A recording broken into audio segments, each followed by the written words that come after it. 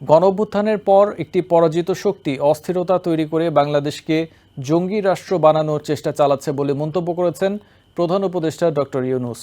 তাদের রুখে দিতে সবাইকে ঐক্যবদ্ধ থাকার আহ্বান জানান তিনি।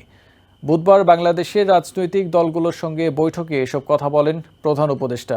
রাজধানীর ফরেন সার্ভিস একাডেমিতে এই বৈঠকে বাংলাদেশের স্বাধীনতা ও সার্বভৌমত্বের প্রশ্নে সবাইকে সরকারের পাশে থাকার আহ্বান জানান বিভিন্ন রাজনৈতিক দলের নেতারা। রাষ্ট্রবিরোধী অপপ্রচার নিয়ন্ত্রণে একটি সেল তৈরির প্রস্তাব দেন তারা। ছাত্র জনতার গণঅভ্যুত্থানকে নস্যাৎ করার ষড়যন্ত্র চলছে উল্লেখ করে অন্তর্বর্তী সরকারের প্রধান উপদেষ্টা ডক্টর মোহাম্মদ ইউনূস দেশের বিরুদ্ধে এই ষড়যন্ত্র রুখে দিতে সব রাজনৈতিক দলের প্রতি ঐক্যের আহ্বান জানিয়েছেন। বুধবার ঢাকায় ফরেন সার্ভিস একাডেমিতে প্রধান রাজনৈতিক দলগুলোর সঙ্গে আয়োজিত সংলাপে প্রধান উপদেষ্টা এই আহ্বান জানান। আগস্টের পর থেকে একত্র হয়ে চলেছেন, সেই একতা এখনো ঐক্য, সেই মজবুত ঐক্য রয়ে গেছে এবং থাকবে। এই জাতি এই মজবুত অবস্থাতে আমরা এখনো আছি, সেই মজবুত অবস্থাতে আমরা আছি এবং থাকবো।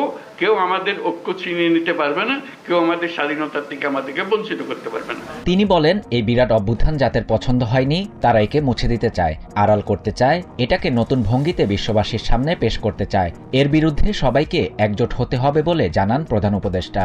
এদিকে বাংলাদেশের বিরুদ্ধে অপপ্রচার চলছে এমন ইঙ্গিত করে প্রধান উপদেষ্টা রাজনৈতিক নেতৃবৃন্দের উদ্দেশ্যে বলেন, নতুন বাংলাদেশের যাত্রাপথে এটি একটি মস্ত বড় বিষয় হয়ে দাঁড়িয়েছে।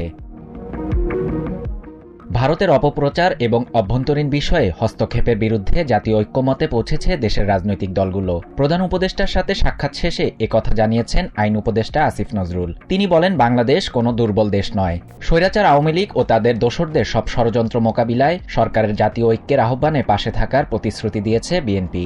একই সঙ্গে সার্বিক সংস্কারের পর রোডম্যাপ ঘোষণা করে দ্রুত নির্বাচন দিতে অন্তর্বর্তী সরকারের প্রতি আহ্বান জানিয়েছে দলটি। প্রধান উপদেষ্টার সঙ্গে বৈঠকের পর এসব কথা জানিয়েছেন বিএনপির স্থায়ী কমিটির সদস্য ডাক্তার খন্দকার মোশাররফ হোসেন। এই সময় জামায়াতের আমির ডাক্তার শফিকুর রহমান বলেন, বাংলাদেশের সার্বভৌমত্বের প্রশ্নে কোনো ছাড় দেয়া হবে না।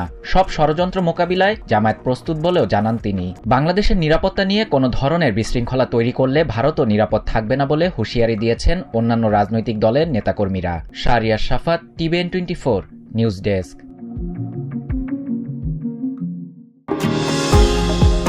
নিউ ইয়র্ক থেকে সম্প্রচারিত টিভিএন 24 টেলিভিশন বিশ্বজুড়ে বাঙালির কণ্ঠস্বর।